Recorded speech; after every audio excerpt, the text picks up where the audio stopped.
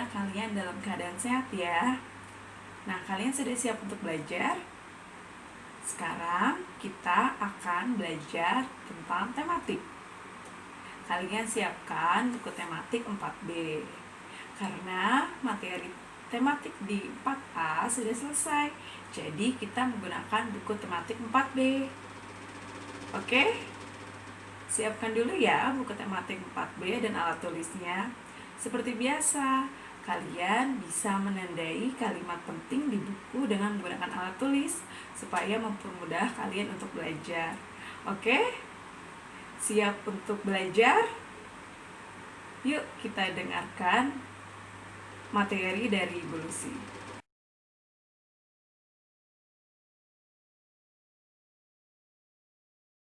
Nah, hari ini kita akan belajar tentang subtema 1, pembelajaran 2, sumber energi. Ya, kalian perhatikan penjelasan dari Ibu Lucy. Nah, yang akan kita pelajari ini adalah PPKN, penjelasan pengetahuan kewajiban, kewajiban sebagai masyarakat, bahasa Indonesia, hubungan antar gagasan pokok dan gagasan pendukung, dan karakter yang dikembangkan adalah tanggung jawab, membiasakan diri menyelesaikan tugas dengan tepat waktu.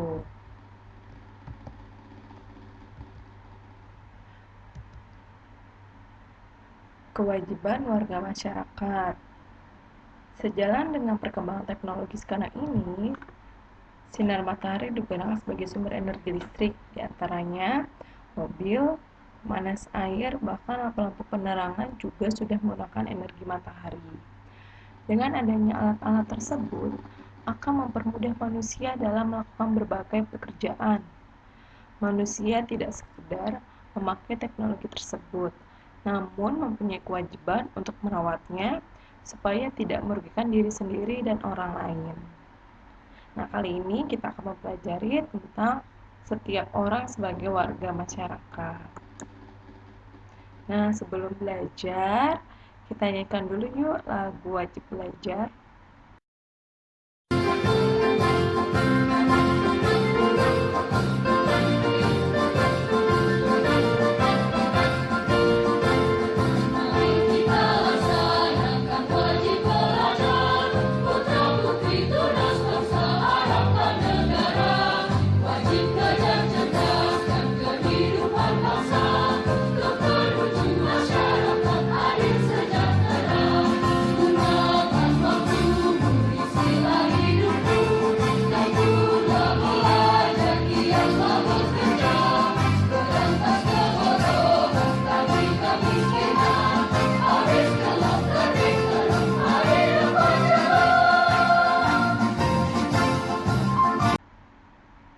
Nah, setelah kita tadi menyanyikan lagu wajib belajar, kita jawab yuk pertanyaan seputar lagu. Nomor 1, siapa yang dimaksud putra-putri tunas bangsa?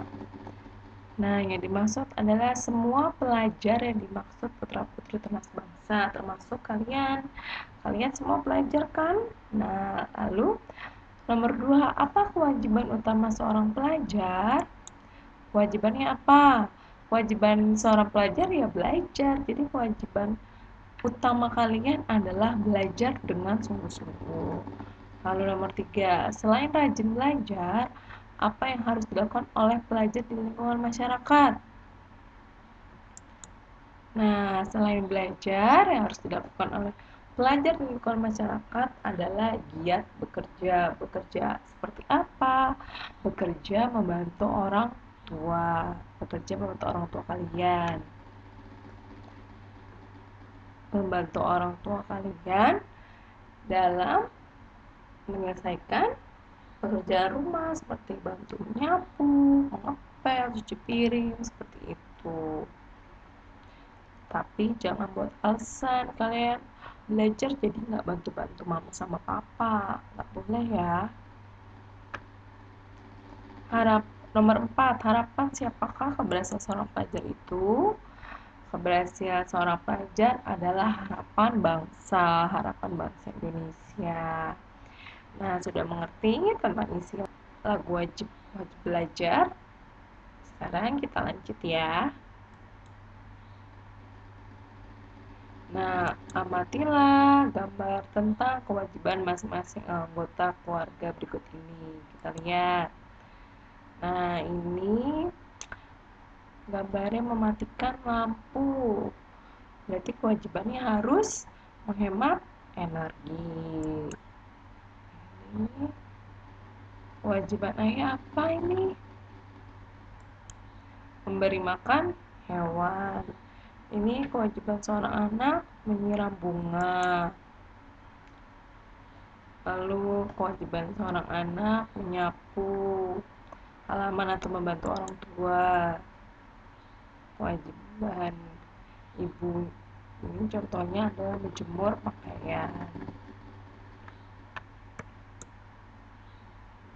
Nah, gambar tersebut menunjukkan kewajiban masing-masing anggota keluarga melatih. Melatih ada yang menghemat lampu atau menghemat listrik, ayahnya memberi makan hewan peliharaannya, adiknya menyiram bunga, kakaknya menyapu halaman, ibunya menjemur pakaian. Nah, kalian juga memiliki kewajiban sebagai anggota keluarga seperti melatih. Tuliskan kewajiban masing-masing anggota keluarga kalian. Contohnya, nah, ayah kewajibannya mencari nafkah atau bekerja. Terus ibu kewajibannya mengurus keluarga, merawat anak-anak. Anak-anak kewajibannya patuh pada nasihat orang tua, mendengarkan nasihat orang tua, belajar dan membantu orang tua. Kalian juga memiliki kewajiban di lingkungan masyarakat. Apa saja kewajiban kita sebagai warga masyarakat? Kewajiban kita adalah menjaga dan memelihara tempat umum, menjaga kebersihan lingkungan, menjaga kelestarian lingkungan. Nah, apakah kalian sudah melaksanakan kewajiban seperti melatih? Kalau belum, setelah kalian belajar kewajiban sebagai anggota masyarakat, kalian laksanakan ya kewajiban kalian. Nah, lanjut. Di halaman 18-19 kalian bisa buka buku tematik kalian halaman 18-19. Nah, di situ ada cerita tentang kewajiban sebagai masyarakat. Ibu Lucy ambil paragraf pertama saja ya di sini. Kita baca bersama-sama. Keluarga Pak Sigit selalu hidup rukun dengan warga masyarakat. Kewajiban sebagai warga masyarakat. Keluarga Pak Sigit selalu hidup rukun dengan warga masyarakat. Para tetangga juga sangat dekat dengan keluarga Pak Sigit. Karena keluarga tersebut selalu bersikap ramah dan suka membantu tetangga yang mengalami kesulitan. Setiap kegiatan di masyarakat selalu diikuti dan selalu mematuhi peraturan yang ada di lingkungan masyarakat. Nah, ini merupakan paragraf pertama dari bacaan. Kalian nanti membaca semua ya. Membaca bacaannya semua dari paragraf 1 sampai paragraf ketiga atau sampai selesai. Nah, setelah kita membaca cerita, kita menuliskan hubungan antar gagasan. Mari kita tentukan gagasan pokok dan gagasan pendukung pada teks bacaan berjudul Kewajiban sebagai Masyarakat. Nomor 1, ini yang paragraf pertama ya. Apa gagasan pokok paragraf pertama? Apa coba tadi gagasan pokok paragraf pertama? Kita lihat. Ya, betul. Keluarga Pak Sigit selalu hidup rukun dengan warga masyarakat. Itu adalah paragraf pokok, itu adalah gagasan pokok paragraf pertama. Soal nomor 2, apa gagasan pendukung paragraf pertama? Gagasan pendukungnya apa? Nah, ini gagasan pendukungnya. Para tetangga juga sangat dekat dengan keluarga Pak Sigit. Karena keluarga tersebut selalu bersikap ramah dan suka membantu tetangga yang mengalami kesulitan. Lalu ada lagi tidak? Ada lagi, yaitu Setiap kegiatan di masyarakat selalu diikuti dan selalu mematuhi peraturan yang ada di lingkungan masyarakat. Nah, itu merupakan contoh gagasan pokok dan gagasan pendukung dari paragraf pertama. Kalian bisa lanjutkan mencari gagasan pokok dan gagasan pendukung di paragraf kedua dan paragraf ketiga. Oke? Lanjut. Kewajiban sebagai anggota masyarakat. Nah, tadi di bacaan kewajiban sebagai warga masyarakat sudah disebutkan nih apa aja sih kewajiban sebagai anggota masyarakat, yaitu pertama, kalian harus menjaga keamanan lingkungan dengan cara apa? Dengan cara menjalankan siskamling atau ronda. Terus mematuhi peraturan di masyarakat. Kalian harus mematuhi nih peraturan di masyarakat. Tidak boleh melanggar peraturan yang ada di masyarakat. Lalu ada menjaga kebersihan lingkungan. Ini wajib ya. Kalian harus jaga kebersihan lingkungan karena kalau lingkungannya bersih, lingkungannya asri, pasti kalian nyaman untuk tinggal di lingkungan tersebut. Lalu menghormati hak orang lain. Nah, ini juga penting. Kalian harus menghormati hak orang lain. Misalnya kalau sudah malam hari, hak orang lain kan tidur. Kalian jangan membuat suara bising atau suara yang ramai karena akan mengganggu orang untuk tidur. Lalu lainnya, memelihara fasilitas umum. Ini juga penting. Kalian harus jaga karena fasilitas umum kan fasilitas punya bersama, bukan hanya milik kalian sendiri. Jadi kalian harus memelihara dan menjaga fasilitas umum. Itu. Nah, setelah kita melaksanakan kewajiban, pasti manfaatnya akan dapat kita rasakan bersama. Apa saja manfaat melaksanakan kewajiban? Yang pertama ada lingkungan menjadi aman dan tentram. Lalu lintas menjadi semakin lancar. Dan terakhir, lingkungan menjadi bersih dan sehat. Itu manfaat jika kalian melaksanakan kewajiban. Lalu kalau kalian tidak mau melaksanakan kewajiban, apa akibatnya ya? Yang pertama, lingkungan kalian menjadi tidak aman, seperti banyak pencuri atau banyak maling kalau kalian tidak mau memelihara keamanan lingkungan. Terus kemacetan terjadi di mana-mana, itu akibatnya kalau tidak patuh dengan aturan lalu lintas. Dan yang terakhir, lingkungan menjadi sangat kotor. Itu ya kalau kalian tidak mau memelihara atau menjaga kebersihan lingkungan. Nah, setelah kita menyebutkan kewajiban sebagai anggota masyarakat, manfaat melaksanakan kewajiban, dan akibat tidak melaksanakan kewajiban, maka dapat kita simpulkan bahwa kewajiban adalah segala sesuatu yang harus dilakukan atau dilaksanakan oleh masing-masing individu, sehingga ia mendapatkan haknya secara layak. Jadi kewajiban itu adalah sesuatu yang harus dilakukan oleh masing-masing individu.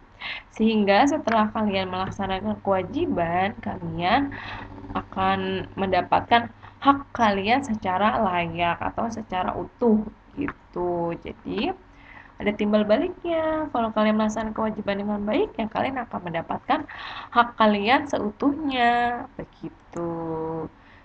Nah, setelah kalian tadi mempelajari apa itu kewajiban di masyarakat, kalian bisa menceritakan pengalaman tentang kewajiban sebagai masyarakat pada buku tematik halaman 22. Oke?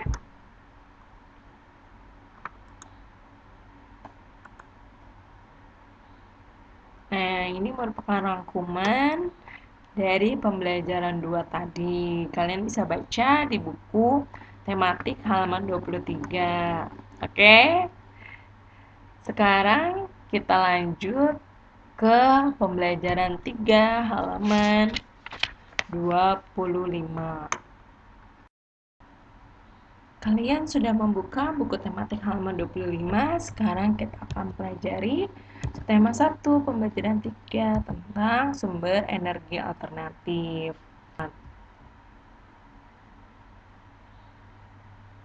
Nah, hari ini kita akan mempelajari tentang Ilmu pengetahuan alam menyebutkan contoh sumber energi alternatif dan menyebutkan alat yang dapat mengubah energi surya menjadi energi listrik.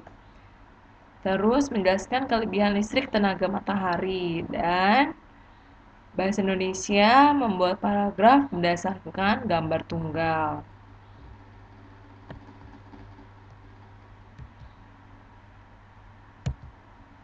Sumber energi alternatif. Nah, salah satu kewajiban warga masyarakat adalah menghemat energi. Mematikan lampu waktu siang hari merupakan kegiatan untuk menghemat.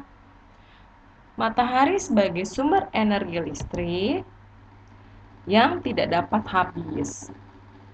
Matahari sebagai salah satu sumber energi alternatif.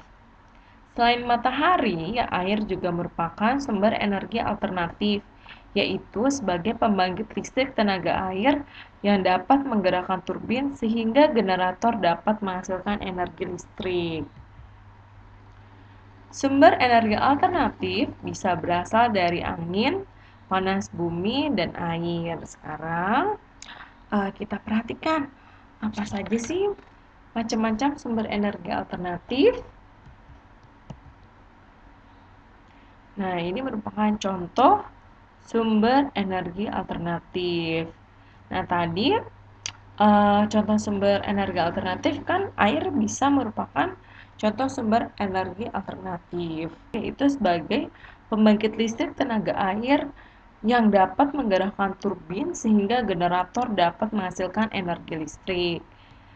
Nah, kita akan pelajari tentang contoh sumber energi alternatif. Yang pertama, ini ada tenaga nuklir. Yang kedua, ada energi biomasa. Yang ketiga, ada gas alam. Yang keempat, ada tenaga panas bumi. Dan yang kelima, ada tenaga air. Yang keenam, ada tenaga angin. Yang ketujuh, ada tenaga surya. Yang kedelapan, ada tenaga pasang surut air laut. Nah, tadi pada kompetensi dasar, kalian akan menyebutkan alat yang mengubah energi matahari menjadi energi listrik atau energi panas menjadi energi listrik. Nah, cara kerja pembangkit listrik tenaga surya kita perhatikan ya. Contohnya, nah, ini merupakan matahari. Nah, alat yang menangkap energi matahari adalah panel surya. Nama alatnya adalah panel surya. Nah, cara kerjanya bagaimana? Yang pertama, panel surya menangkap cahaya dari sinar matahari. Kemudian, panel surya akan mengubah sinar matahari menjadi listrik yang dapat langsung digunakan. Nama alat yang mengubah sinar matahari menjadi listrik itu inverter. Inverter mengubah arus DC ke AC sehingga dapat menggunakannya di dalam rumah. Jadi matahari kan mengeluarkan cahaya ditangkap oleh panel surya. Lalu setelah itu dihubungkan ke inverter. Inverter itu mengubah arus DC ke AC sehingga dapat menggunakannya ke dalam rumah. Tuh, jadi dialirkan ke rumah-rumah seperti itu. Nah, kalian bisa lihat di buku tematik halaman 28. Nah, kita lihat di buku tematik halaman 28. Listrik tenaga surya ternyata memiliki banyak kelebihan. Di antaranya, yang pertama, tidak akan pernah habis. Artinya merupakan sumber energi yang terbarukan. Yang kedua, ramah lingkungan karena tidak akan menghasilkan emisi karbon seperti BBM. Yang ketiga, setelah instalasi, panel surya tidak memerlukan perawatan yang berarti. Dan yang terakhir, pemasangan sangat mudah dan kapasitas yang dihasilkan sesuai dengan kebutuhan. Itu adalah kelebihan dari listrik tenaga surya, ada di buku tematik 4B halaman 28. Oke, kalian nanti baca ya, baca lagi. Nah, setelah tadi kita mempelajari kinerja pembangkit listrik tenaga surya, sekarang kita ke materi membuat paragraf berdasarkan gambar tunggal pada halaman 29. Nah, yuk kita amati gambar berikut. Kita lihat ini gambar apa ya? Ada anak laki-laki sedang bermain layang-layang. Nah, sebelum kita membuat paragraf, kita ingat dulu. Sebelum membuat paragraf, terlebih dahulu tentukan gagasan pokok dari paragraf tersebut. Kalian harus tentukan dulu nih gagasan pokoknya bagaimana. Atau gagasan pokoknya apa. Nah, gagasan pokok dari gambar tersebut, gambar ini adalah Bintang dan teman-temannya. Jadi yang laki-laki ini namanya Bintang. Bintang dan teman-temannya bermain layang-layang di lapangan. Nah, setelah kamu dapat gagasan pokok, kamu bisa mencari gagasan pendukung yang lain. Nah, gagasan pokok dapat dikembangkan menjadi sebuah paragraf sebagai berikut. Contohnya ya, Bintang dan teman-temannya sedang bermain layang-layang di lapangan. Layang-layang terbang tinggi karena tertiup angin. Angin merupakan salah satu sumber energi alternatif. Bintang dan teman-temannya sangat senang melihat layang-layang terbang tinggi melengok ke sana kemari. Ekornya seperti ular yang sedang berjalan. Bintang menarik ulur benang layang-layang untuk mengendalikan layang-layang. Nah, Bintang dan teman-temannya sedang bermain layang-layang di lapangan ini merupakan gagasan pokok, dan layang-layang terbang tinggi sampai akhir ini merupakan gagasan pendukung dari paragraf tersebut. Begitu. Sebelumnya di pembelajaran 2 kita sudah pelajari kan gagasan pendukung dan gagasan pokok dari sebuah paragraf. Jadi, di halaman 30 kalian mempunyai tugas untuk membuat paragraf. Kita perhatikan gambar di samping. Nah, lihat nih gambarnya gambar apa nih? Ada anak laki-laki sedang mematikan lampu ya sepertinya ini. Nomor 2, tentukan gagasan pokok yang akan dibuat sebuah paragraf. Nah, kamu tentukan dulu nih gambarnya ini tentang apa nih? Gagasan pokoknya apa? Setelah kamu tentukan gagasan pokok, kamu jabarkan gagasan pokok tersebut sehingga menjadi gagasan pendukung dan menjadi sebuah paragraf. Kalian bisa isi atau kalian bisa membuat paragraf pada halaman 30. Nah, seperti itu. Selesai pelajaran kita hari ini, pembelajaran 2 dan pembelajaran 3. Tadi di pembelajaran 2, kalian sudah belajar tentang kewajiban sebagai anggota masyarakat dan menentukan gagasan pokok dan gagasan pendukung dari sebuah paragraf. Di pembelajaran 3, kalian belajar macam-macam sumber energi alternatif seperti energi tenaga nuklir, energi biomasa, gas alam, tenaga panas bumi, tenaga air, tenaga angin, tenaga surya, dan energi pasang surut air laut. Lalu, yang mengubah energi matahari menjadi energi listrik, nama alatnya adalah panel surya. Lalu, kelebihan listrik tenaga surya ada 4, tidak pernah habis, ramah lingkungan, tidak perlu memerlukan perawatan yang berarti, dan pemasangannya sangat mudah sesuai dengan kebutuhan. Terus tadi juga kalian membuat paragraf. Langkah-langkahnya yang pertama menentukan gagasan pokok, yang kedua mengembangkan gagasan pokok menjadi beberapa gagasan pendukung. Oke, terima kasih yang sudah mendengarkan Ibu Lucy. Sampai jumpa di pembelajaran selanjutnya. Semangat belajar. Dadah.